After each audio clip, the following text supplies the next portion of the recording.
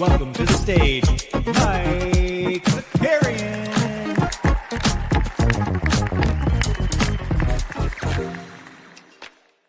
What's going on, everybody? Welcome back. Happy Monday. A little NBA bit coming at you. Had a busy weekend of hoops, so excited to get into it. Who do we got joining us this morning? Snoopaloop. Happy National Apple Tree Day. That's huge. Huge for the Apple Tree community. Sneep's up in here. We got our guy Cameron Quinlan, Mr. Pack Drip himself, celebrating an Armenian holiday in the great state of California. Shout out Pack Drip in the house. We got happy birthday to Patty Connington and Mackie McClung. And then there we go, Boston Base. Yeah. I'm going to be honest, guys. Probably not going to talk too much about the insanity of the lawsuit filed between our over at Fox Sports. Probably, I feel like I don't feel like dabbling in. I'm not informed enough to break it down, and don't want to gossip by not being informed enough doing it. So just go read it. It's bonkers, but don't think I need to have a public statement on it. Just some insanity over there. But what we are going to do today is talk a lot of basketball with some drama in the basketball streets. We had some late breaking news last night as well, which is spicy on the Phoenix Suns side of things, which I forgot to add to the rundown because it happened after I made all the assets. So we'll do that in a little bit. But real quick, just off the top, first of all, like the stream, subscribe to the channel if it's your first time here. We got a busy day today. So if you are one of the Elite Fantasy Hoops VIP members, we've got the daily show. That's going to be at 1:30 p.m. Eastern today.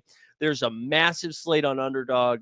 We also have a new game week on SORARE NBA, so breaking all that down. That'll be at 1:30. Then we've got Live Before Lock at 5 o'clock, and then back by popular demand, our Monday Night Live After Dark at 7 o'clock. So that's my math shows me that's like 9 hours of content. So too much? Maybe. But hope everybody's excited, locked in, and ready to jump in. Just a couple of other things. If you missed the most recent episode of Hoop Sense on the Count the Dings YouTube channel, I'll have that in the show notes. Go check that out. That dropped on Friday, I believe. We also had a new episode of the 89 Cavs. And if you're like, hey, I don't have a full hour in me, we broke down some New Year's resolutions for some of the struggling NBA teams, and I clipped that, cut that out as its own separate video on this channel. So go check that stuff out. Go engage. Hashtag engage. But a busy week. Also, shout out the NBA. They finally no longer scared of the NFL schedule, and we've got normal games this week, just like a good 7 to 9 every single day, which is beautiful stuff. But enough of that, enough preamble. We got that done in like 4 or 5 minutes. That's good work by me here. Let's switch our screen background here. Well, bang, there we go. Some Heat culture stuff. The Jimmy Butler stuff is spicing up a little bit. So we talked about it on Friday. I yelled a lot on Friday. Also, shout out to everybody that tuned in on Friday and came back because there was a lot of yelling on Friday, and it was good stuff. According to ESPN and some other reports here, as I'm just going to share screen so you guys can see that or what I was looking at. So Jimmy Butler was suspended 7 games for conduct detriment to the team. Now, that's probably not a familiar phrase unless you remember Ja Morant, who was also suspended for a long time for that. So Jimmy Butler, after his comments, and basically Miami alluded to the fact that there was some stuff going on behind the scenes as well, is now going to be suspended 7 games, which then takes you to the January 15th marker, I believe, which then makes it easier to move some pieces around. Also going to make him impossible for him to qualify for any awards. Not that he was going to at this rate, but I think that happened, right? He says a trade demand. Miami says you're suspended, and then says when we come back from suspension, we'll take a look and try to deal him. I still stand by what I said last week, what I said 3 weeks ago. I just don't know who the trade partner is. I don't know who makes the most sense. I know there were some rumors that Memphis was maybe fishing around. We joked around about Detroit, and then I saw that pick up a little bit of buzz, but. And again, it didn't make the rundown, but one of the things that developed late last night, maybe you were asleep in your bed, but what happened last night, according to Chris Haynes of, I don't know who he works for these days, but Chris Haynes came out, had a nice little 43-second video. Sources: in midst of a 4-game losing streak and tension in the locker room, Phoenix is expected to make a drastic change by removing both Bradley Beal and Yusuf Nurkic from the starting lineup beginning tonight against the Philadelphia 76ers. So that now you're like, why does that have to do with what the hell does that have to do with Jimmy Butler? Well, Jimmy Butler and Bradley Beal, potential trade swap partners, right? Phoenix rumored to be interested in Jimmy Butler, but financially speaking, the only way this works is if Bradley Beal is included. And if you remember, Bradley Beal, I believe, currently the only NBA player in the association with a no trade clause. So some are speculating now that Budenholzer and the Phoenix Suns organization is trying to piss off Bradley Beal so that he will waive his no trade clause. But here's the thing. Bradley Beal's also been kind of playing poorly. So it might have more to do with that. And this reminds me of Mike Brown getting fired for supposedly, allegedly saying that he was going to bench DeMar DeRozan. And then everybody freaks out. The team is struggling, and they're trying to make some adjustments. The Phoenix Suns below 500, lost 4 games in a row, can't seem to stay healthy. So, of course, they're making some stuff. Wow. Joker, and just all caps. LeBron obviously is the other player with a no trade clause. Let's see. List of NBA players with a no trade clause. Okay, LeBron James has a full no trade clause. Okay, there you go. There you go. So guess what? Sometimes putting it all in caps works for you. And you get to start your day, Jokery NG. You get to start your day with a huge W. You know what I'm saying? Puff that chest out high. No one is better than you this morning. You were undefeated. 1 of 1. 100% from the field. Well done to start the day. Obviously, the only other player is LeBron James. The washed king, the 40-year-old. But anyways, all that to say, it does seem like Phoenix may be trying to poke the bear a little bit to try to go get Jimmy Butler. The other thing that I'll push back on, though, it's not just going to be Bradley Beal for Jimmy Butler. Like Miami, yes, they don't have all of the leverage in the world because Jimmy has made it clear he doesn't want to be there anymore. But they also don't have to just accept this, right? Like Phoenix is going to have to put in some assets to make this a little bit more worthwhile because I'm sorry, Bradley Beal next to Tyler Hero, I'm not sure if that is a winning formula. And now Miami might not necessarily be looking for a winning formula right now. But there we go. Sarcasm is a fool's tool, just informing the uninformed. This says Jason Whitlock energy. You big Jason Whitlock guy? It's got Whitlock energy in the chat. I like it. I like it. I don't at all. But you just feel good, baby. Feel good. I was giving you a W. Just take the W. Run wild, baby. Run wild. I still land that Jimmy Butler's not getting moved. I just don't think it's going to happen. Maybe it happens in the offseason, closer to the NBA draft or something like that. I know Miami will lose a little bit more leverage there. I just don't see them. Like Phoenix would have to include probably Ryan Dunn, who they just inserted into the starting lineup for the aforementioned Bradley Beal. And then it's going to be they're getting one player in Jimmy Butler, probably losing 2 or 3 players. I just don't see it. I don't see it happening. I don't see it making sense with Phoenix. I don't see it making sense with the Lakers, Golden State. I don't think it's gonna happen there either too. So I don't know. Boston Base says, I think Mike is wrong. This isn't a new issue with Jimmy. I feel a trade coming. Yeah, I just think they're doing it with a crotchety old man.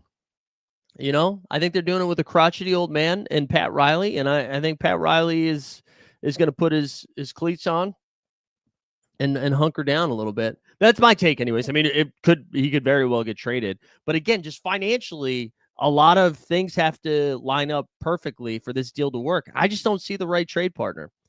Again, Golden State would have to give up probably Kuminga and Wiggins to make that work. Golden State, who got pummeled last night by the Beam Bros in Sacramento. So anyways, that's where we are right now. I'm sure we'll get some more news as we get closer to the end of Jimmy Butler's suspension. I don't see a world in which Jimmy's suspension ends and all of a sudden he starts playing basketball for Miami again until the trade deadline. I don't really see that happening. I was listening to the Hollinger and Nate Duncan podcast, and they were just kind of talking about Jimmy Butler, the negotiator, and I thought it was a pretty interesting conversation. Recommend checking that out. That's one of my low-key favorite pods. I enjoy that one. But just about how Jimmy, maybe could have Jimmy's goal right now is to get another contract, right? One of the reasons he's pissed off Miami is he didn't get a contract extension heading into this season. So now he looks to next season or wherever he goes next to get extended or sign a new deal. And one way to do that is to play good basketball. And he hasn't played basketball, and then when he has been playing, it hasn't been great ball. We've like every fifth game we would get a ceiling performance from Jimmy, but those games in between not so much. And I know Jimmy came out and said that he was pretty pissed off at the fact that the Heat organization alluded to him not trying because he prides himself on trying. I mean, if you watch those last two games, Jimmy Butler wasn't playing Jimmy Butler basketball. So I don't know. It's too bad we don't have Stan Loves in the chat because I would love his Miami brain to weigh in. The one thing that keeps making me laugh though is if you go back to a year plus ago when Damian Lillard was traded to Milwaukee, all of Miami was up in arms about how this is not how you treat your star, right? Like, how dare Portland's never going to get a free agent again. They're never going to get a superstar again. Dame wants to go to Miami, and they won't send him to Miami. How dare you treat your star like this? So it is kind of funny that they are now dealing with that with their own star in Jimmy Butler. In the chat, does anybody have a hot take of where you think Jimmy's going to land? I think I'm staying. He's on Miami at the end of this season. I'm staying with Miami. But does anybody have a fun take of where you think he's going? I have seen Memphis thrown out there. I've seen Phoenix thrown out there. I've seen Golden State out there. And Houston was the other one. I really don't think Houston's going to make that move. Weisberg said Memphis. Memphis at least has all of those young pieces and contracts to make it work, right?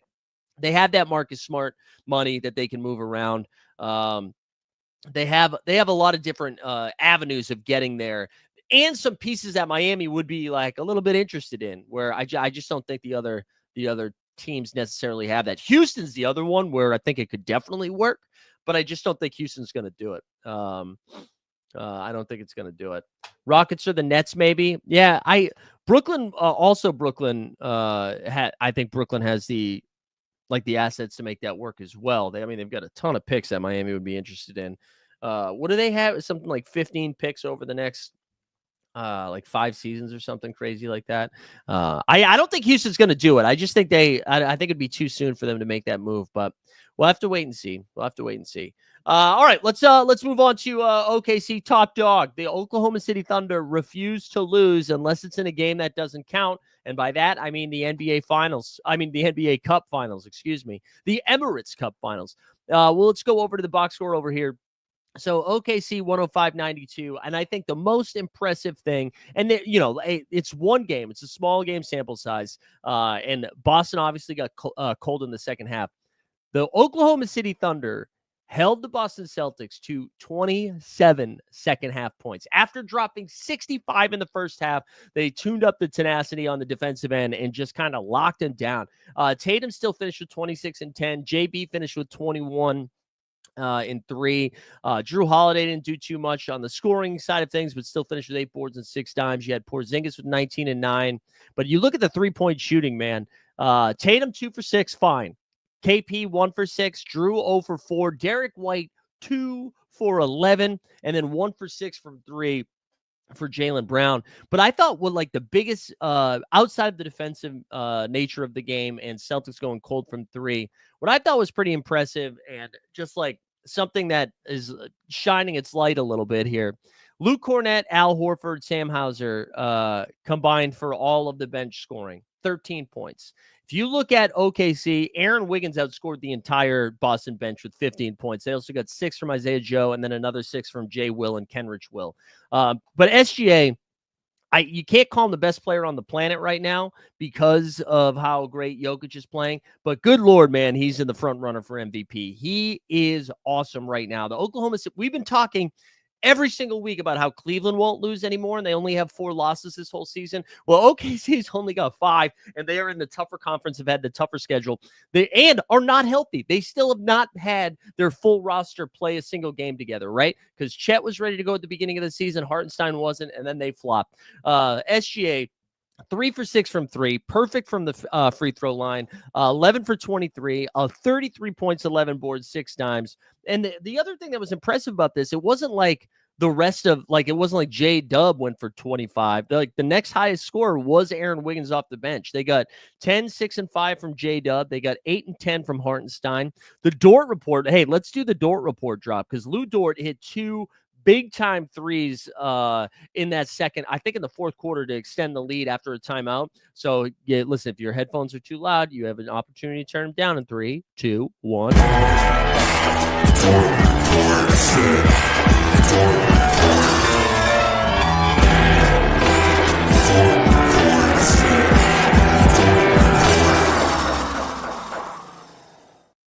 Now, again, I don't think this is one of those things where we look at this game and we're like, Boston is screwed. I don't think it's that.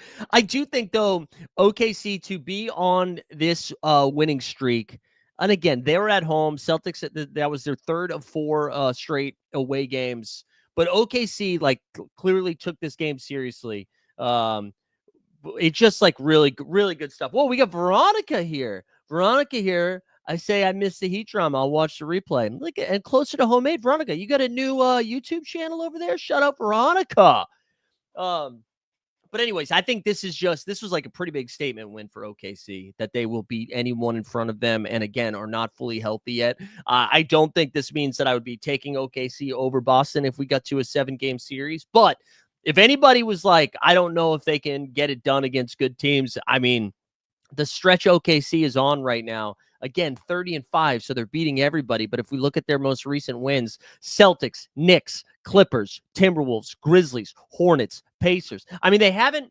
I think we did this the other night on the 89 Cavs. Look at these during this win streak. Ready? They beat the Magic by 16. They beat the Heat the Heat by 7. Then they beat the Wizards by 18, the Pacers by 6, Hornets by 12, Grizzlies by 24, Timberwolves by 8, Clippers by 18, 10 by the Knicks, and then 13 by the Celtics. And now they have Cleveland on Wednesday, and both teams should be relatively rested. I don't think either team plays again until then. So it's just going to be they're a very talented team. How about that for a hot take? You're from Cleveland, so Cavs win. I'm biased, though. I think that's going to be a great game. I'm so excited for it. And Cleveland, too, man. Like, you look at the run they're on right now, they're just kind of beating the piss out of everybody as well, right? We see they're coming off. I mean, they've just W after W. This is another team, right, that they're not even playing close games. Wizards by 10, Nets by 29, Bucks by 23, Sixers by 27, Jazz by 9. You got the Nuggets by 14, the Warriors by 18, the Lakers by 12, the Mavs by 12, the Hornets by 10. Like, they are just beating everybody by double digits. They've won 10 in a row. It's just impressive stuff so far from them. It was good. We got Coach Dreadhead in the chat said, I think the only way Jimmy is going to be traded will be a 3-team trade. I think that's right, too. I think, like, whether Detroit likes it or not, they're probably going to be included in some sort of deal, or Brooklyn for that matter. And Regulator, going back to the Cleveland OKC matchup that we have on Wednesday, saying that size matters. That's not what I've been told. But I do think that could give OKC some problems. However, like, that, we're still, like, the matchup on Wednesday might, but if they are at full strength with Chet Holmgren back, I don't know. And OKC has so many different ways of playing, right? They can go small ball with the shooters and defenders and just get out there and move them and like make it so Cleveland can't play both of their bigs at the same time. So it's going to be a fun one. I'm very excited for this game. Going to be spicy. I don't know how many of you guys watched hoops this weekend. Maybe you have a life and we're doing some stuff. But we had back-to-back Friday night and Saturday night of just incredible hoops. And it's between two freaks. We had on Friday, Wembanyama and the San Antonio Spurs go into Denver and win 113-110. And holy shit, I don't think I have ever seen Nikola Jokic look uncomfortable on the offensive end.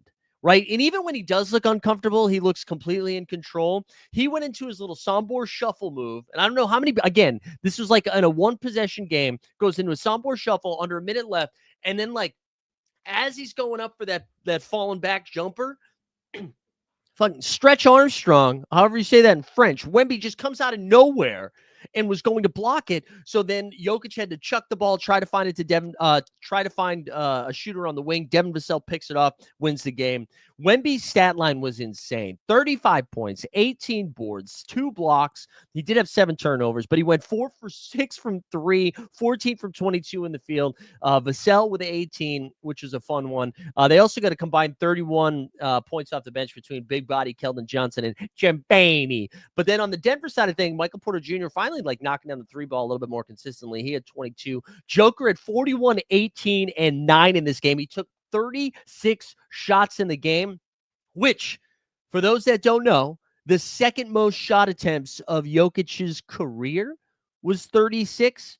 Though I believe the highest one was earlier this season when he put up video game numbers, shout out NBA Top Shot, against the Washington Wizards when he went absolutely nuts. But anyways, Jokic 41, 18, and 9 in this one.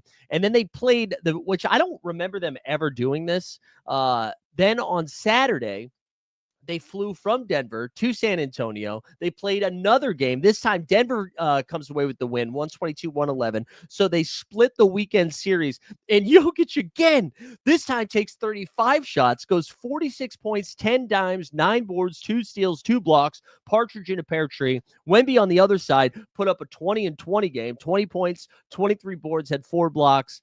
And this one went to overtime. And you can see Denver just beat the shit out of him in overtime, going on a 14-3 run. Jamal Murray, not really filling up the stat sheet too much. However, he did have 5 steals and a block, which helped from the fantasy side. And then Porter Jr., again, knocking down 4 threes in this game, too, piled it on. But just like so fun.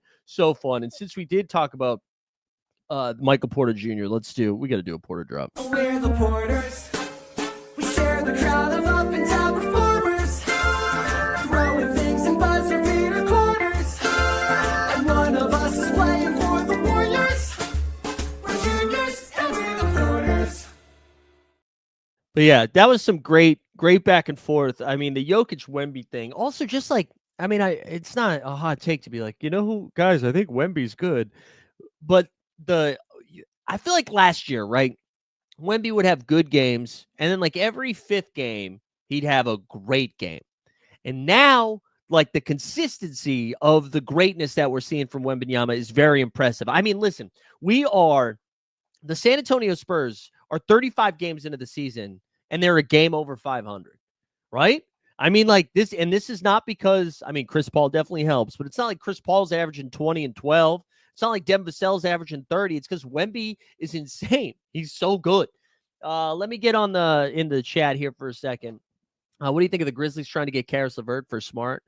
Yeah, I wonder why Cleveland would do that. Cleveland needs to get another wing, right? Unless they consider Marcus Smart that kind of wing. But I do think some bench scoring for Memphis would be nice. However, once they get Gigi Jackson back, which he's getting closer, and Vince Williams Jr. should be back soon too. They just can't stay healthy, man. The fact that Memphis has continued to win these games without their full squad has been impressive. PJ Washington, the OKC Slayer. Yeah, PJ's been good. Although Dallas can't seem to get their guys on the court. What's up, DJP? All right, let's check in with some of the other stuff that happened over the weekend here as I switch the asset. There we go. Let's go around the league. Some of the other stuff from yesterday. We had Cleveland. We mentioned them get their win. New Orleans beat Washington. I don't think there's anything to talk about with that. Pretty impressive win from Houston yesterday. As they beat the Lakers, who had been playing pretty good basketball lately. Rockets win this one 119-115. I think it's probably time to start taking Amen Thompson a little bit more seriously. They were without Tari Eason again last night, and they were without Jabari Smith Jr., who fractured his hand in shoot-around. And Amen Thompson, the clear beneficiary from those minutes, right? Gets into the starting lineup, played 41 of the 48 minutes last night. He was just so good they needed him out there. He had 23 points, which is the surprising part, right? The fact that he took 19 shots and made 11 of them, again, most of them around the rim, going 0 for 3 from 3. But also 16 boards, and the defensive nature that the defensive tenacity that he brings to the Rockets alongside guys like Dylan Brooks. Pretty impressive there. Jalen Green also stringing together a nice couple stretches of games here. He went 5 for 12 from 3. He finished with 33 and 6. Shingun went quiet game from the Gooner. He had 14 and 6. Freddie VanVleet, one of the most peculiar fantasy guys of all time. He had 15 points. On the Lakers side of things, Their starters were great. Their bench killed them. So AD, 30 points, 13 boards. He piled in 5 blocks as well. LeBron with a near triple-double, 21, 13, and 9. Austin Reeves gave him 21 and 10. Rui gave him 13. Max Christie. Shout out Max Christie, man. He's been playing some pretty good ball, too. He had 14 and 6. But look at these minutes, man. 38 from AD, 36 from LeBron, 41 from Reeves, 39 for Max Christie. The only bench guy they felt comfortable with was Dorian Finney-Smith, DFS. He had 13 points. And then Dalton Connect played 17 minutes. But that was the difference maker. Good win for Houston. Sacramento, as I mentioned, they beat the shit out of Golden State there, 129-99. Malik Monk was crazy. He had a double-double at halftime. I think he had 20 and 10, finished with 26 and 12 in 29 minutes. Bone, 22, 13, and 7. No Fox in this game. They did get Keegan Murray back. Nothing really to, I don't think there's anything to take away. And then Orlando, the injury's starting to catch up. Jalen Suggs. The good news is, Suggs got like taken out in a wheelchair the other night, but the good news is he's like already questionable for tonight. So like it sounds like the injury wasn't as bad as we thought about it, as we thought it was going to be. And then let me just make sure I didn't miss anything else on Saturday or Friday. Pacers got a big win. Bulls and Knicks scored a ton of points. Sixers in Brooklyn. I don't think there was anything too important. Golden State got a good win over Memphis. Also, no, one other thing that I missed. Kawhi Leonard returned. Only played 18 minutes in his first game back, but that's a good sign for the Los Angeles Clippers. Let me catch up on the chat here. We got Ken Amen get suspended more. You don't like Amen? Aren't you a Rockets fan? Oh, you just don't want him playing so many minutes. I got you. Coach Dreadhead was saying, I think they should keep vets surrounded around Wemby for the first 3 years. Barnes and Paul. Yeah, definitely. Malcolm Brogdon's an interesting one. I mean, I know with the De'Aaron Fox, potential trade incoming, San Antonio has been a name that's continued to be thrown around there, which I think is kind of interesting. But I'm with you, man. I think these young teams that look like they have a future that's coming up a lot faster than maybe they anticipated initially is you just look at what OKC did last year, man. Take a shot in the playoffs. If they get into play in this year, that's huge. Let's see what you got and then address the roster as necessary in the offseason. Same thing with Houston. Like, let play it out. DJP, yeah, we talked about the Suns a little bit earlier. So just scrub that back. We talked about it at the top with about the Heat hashtag Heat culture. Let's take a look at some of the standings here since we haven't had a show in a little bit. See if there's been any movement. Cavs now have a 5.5 game lead on the Boston Celtics. 10 in a row. Jesus Christ. 31-4, 18-1 at home, 13-3 on the road. Celtics next here. Celtics playing 500 ball over their last 10. They're 5-5, 26-10. I forget who their last, Weisberg's about to yell it in the chat, who their last home game is against. Boston got a win in Minnesota, then a win in Houston, dropped one to OKC. Forget who do they play next. Do they play San Antonio? I don't know. Knicks dropped the last 2. They're still 24-12. The Magic now 4-6 in their last 10, still holding on to the 4 seed. Bucks Bucks, it seems like they're red hot, right? But that's how bad they started the season. That 5-5 is actually pretty good for them.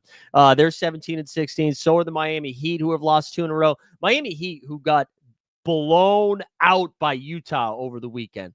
Blown out by Utah. They just shit the bed there. First game after suspending Jimmy. That'll be something to pay attention to. Hawks now have lost 3 in a row after I got hyped about them. They're 500. Pacers now playing a little bit better. 7-3 in their last 10. They're 500. Detroit basketball. Let's play the drop, man. The Pistons, man. The motherfucking Pistons, man. Detroit basketball. Detroit basketball. You better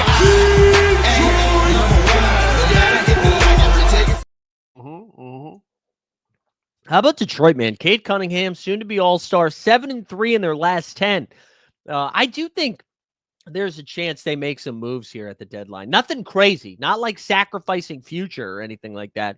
But I do think there's a chance Detroit, make some moves around the edges here. I think they would like to be in the play-in game. And you look at the teams behind them, right? The Bulls, I imagine, are going to continue to fall. I know they're 6-4 in their last 10, but I swear Chicago has to trade somebody at the trade deadline. But then it's just the 76ers. Like, the Nets aren't coming. The Raptors aren't coming. I don't know. We had to make a joke in our heads. Raptors 1-9 in their last 10. At least they got Emmanuel quickly back. And then the Hornets and Wizards have a combined 13 wins. So I think Detroit, we legit are going to see them in the play-in as long as, knock on wood, no more injuries. And that's fun. That's just fun to see. Sixers 7-3 in their last 10. They play the lowly Suns tonight. Sounds like Joel Embiid is questionable, but leaning towards playing. At least that's how I'm handling it. And then we get to the Western Conference. As we mentioned, the Oklahoma City Thunder. You thought it was impressive that the Cavs had a 5.5 game lead. OKC just stepping on the throats of the Western Conference here. 15 in a row. Won 15 in a row, 17-2 at home, 13-3 on the road. They have a 7-game lead on the Houston Rockets. Grizzlies are a half game back behind the Rockets.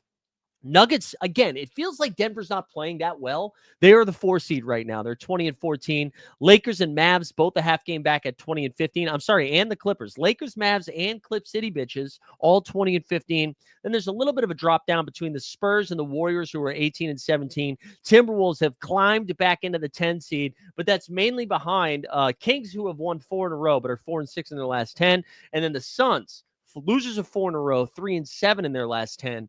They are now a game and a half out of the play-in. They're only freaking 3.5 games up on the Blazers and then Jazz and then the Pelicans. And Lord knows what is going to happen with the New Orleans Pelicans. I don't know what their moves are. I mean, CJ McCollum had a funny quote over the weekend. I don't know how many of you guys saw it, but they had asked him about mindset heading into trade season, basically. And he said, He was basically like, I've been in trade conversations my entire 13-year career, I think, and then made a shout out to Bill Simmons, who always puts him in his trade columns, which is funny. Common Man giving us a Dallas update, says Najee Marshall's back tonight. Sex him. Dante Exum's going to be back soon. Kyrie's already been ruled out for tonight, so get your Din Shitties and your PJ Washingtons. We'll do a drop because I'm sure PJ is going to be played tonight. PJ Washington.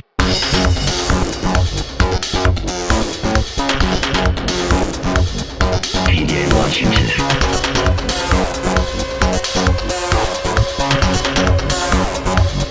PJ Washington.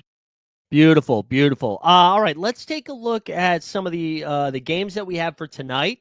We'll go through some of the odds, and then maybe we can build a pick'em, if you will. If you are into that, we can build a pick'em. I don't know why it's not letting me share. There we go. This is the one we wanted to share. All right, so here's the action we got tonight. So the Trailblazers against Detroit basketball. Look at that spread, 225.5, 6.5 point spread there. No Jay Ivey, obviously. Portland's without Jeremy Grant. Suns and Sixers, 223.5 point total. The Sixers being favored by 3.5 makes me think Embiid is playing. I think if Embiid wasn't playing, this would be closer to a pick'em, right? So that'll be a fun one. Then you got Pacers and Nets. Cam Thomas is hurt, which sucks, man. He can only play 2 games in a row before he's out. Sucks. D'Lo is also questionable. That's weird. So I don't know. Hopefully D'Lo plays. He's been kind of fun in that game and a half. Magic, you got Suggs questionable. I think Cat is questionable too. 209.5 point total. This kind of makes me think Cat's not playing, and Orlando is just so beat up. And then Bucks and Raptors, 230.5 point total, 6.5 point spread. The Bucks should be good to go. Raptors have RJ Barrett questionable. Emmanuel Quickley's back playing his regular minutes. I think RJ plays today. And then you got Spurs 3.5 point faves over the Chicago Bulls with the highest total of the night, 236.5. Wemby should just eat up tonight. And then you got Grizz against the Mavs. Grizz are 5.5 point favorites. This is crazy because there's no John Morant, no Desmond Bane, still 5.5 point faves. That's how thinned out this Mavericks roster is. T-Wolves and Clips, 214.5 point total. I think Kawhi plays tonight. Harden's cap, by the way, on SORARE has dropped down to 29. And then Heat culture against the Kings. Kings on a back-to-back, but Miami's just bad to bad. So we'll have to wait and see. Yeah, Keon Johnson, let's go. Pistons should move Hardaway Jr.'s contract. Would be epic to see him get traded to Warriors for Dennis. Yeah, I don't think. I mean, Golden State just acquired Dennis. I can't see him moving off of Dennis right away, but that would be fun. All right, let's poke around some underdog. Let's build a pick'em here.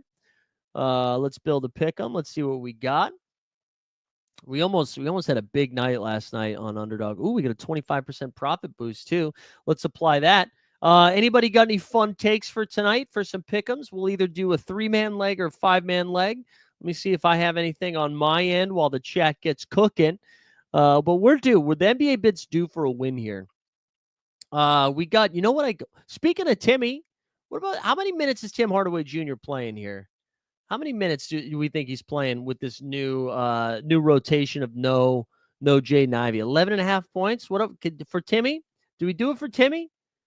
You like IQ over assists? Okay, all right. Let's find the quickly assists here. So if you like it easy, do we boost it up a little bit more? 6.5. What if we do 7.5? Because I kind of almost like his double. Let's do 7.5. Let's boost it up a little bit. That puts us at 4.2x already with the 25% boost.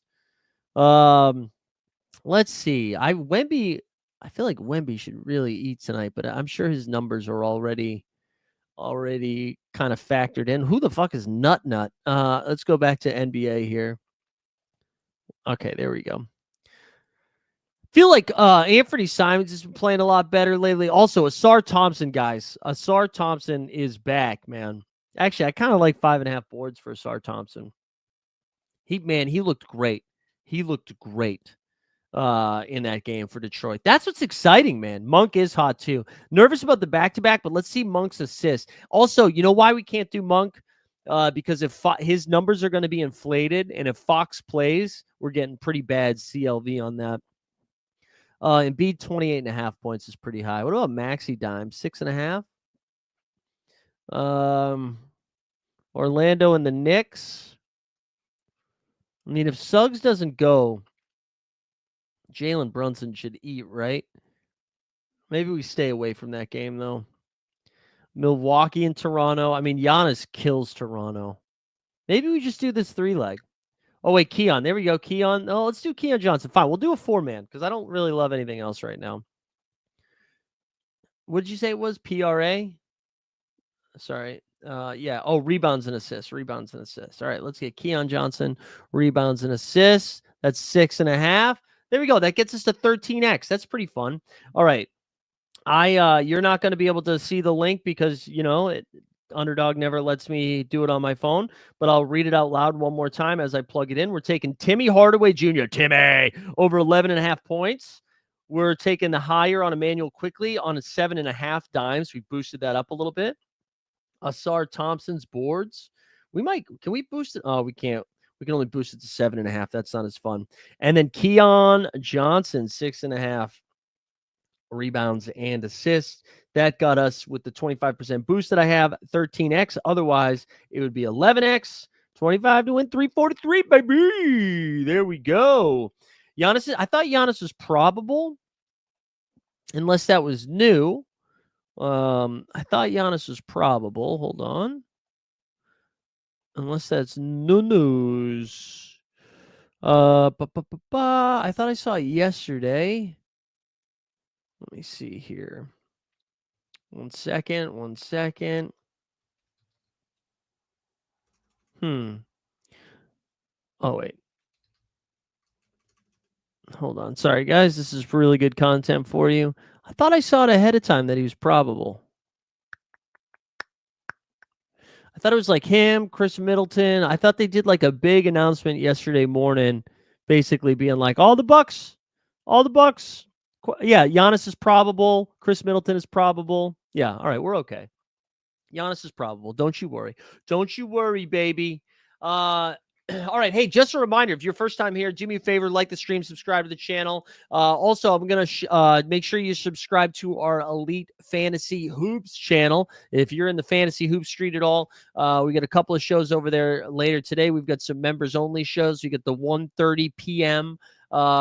Daily breakdown. Then we have Live Before Lock at 5 p.m. today. And then at 7 p.m., another members-only stream. So we got a lot of shit going on. Also, if it's your first time here, we do this show every Monday, Wednesday, and Friday at 9 a.m. Eastern, doing a little NBA bit. So that's all I had for today. What, do you guys have anything? Chad have anything else spicy for us today, or do we call it there?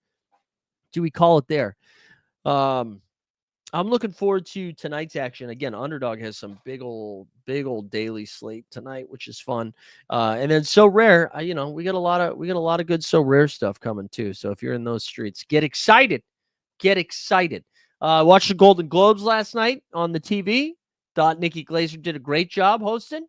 I know it's usually fun to just be like, oh, the host sucks. I thought Nikki Glaser crushed. Also, friend of the program who was on our show before, Ian Carmel. He was a writer on that show last night. So shout out to Ian. But I watched Golden Globes, and then watched the Lions Vikings game like this on the phone. Lions Vikes on the phone. Past week was a weird one. How did it go for you? On So Rare, yeah, only 2 of my lineups cashed. Only 2 of them. I think I had a rare contender and a rare champ that cashed, but it was like 2 out of 15 or whatever. So I guess some of those are training lineups. Those don't count. So it was like 2 out of 12. Not my best work. Oh, dude, hell yeah. Thank you, man. Thanks for hanging out. I appreciate it, man. Oh, you just got into Shrinking? Yeah. We watched season 1 as it came out, and then we didn't watch season 2 until this past weekend or this past week because Kelsey was on vacation from work. So we were able to bang that out over like 2 days. It's awesome. Emotionally draining, but it's a great show. Shout out Shrinking. And I've been watching The Agency and that cocaine-fueled show Landman, which is insane. I don't know how many people are watching Landman. It's an insane show. But yeah, Shrinking is great. I'm trying to think if there's anything else we're watching these days. I think that's it, though. Also, hey, guys, seriously, go check out the 89 Cavs. I thought we had a great show on Friday. I want more people watching the 89 Cavs. So it's on this channel. Just go back to Friday. It was titled, what was it titled?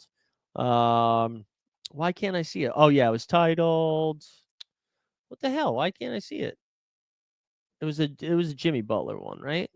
That's crazy that I can't see it. Oh, Jimmy Butler is gone. That's what it was. Yeah, Jimmy Butler was gone. That was a fun one. Yeah, I haven't seen this. I haven't seen the Jerry Jones cameo yet. I think I'm 1 episode or 2 episodes behind, maybe 1 or 2 episodes behind. I still got a little ways to go. All right, dogs. We're going to call it there. Thanks for tuning in today. Hope you guys have a great start to the week. If you are on the fantasy side of things, I will see you basically the entirety of the day. I will see you at 1:30, at 5, at 7. You guys can come sleep over if you want. We out, skis.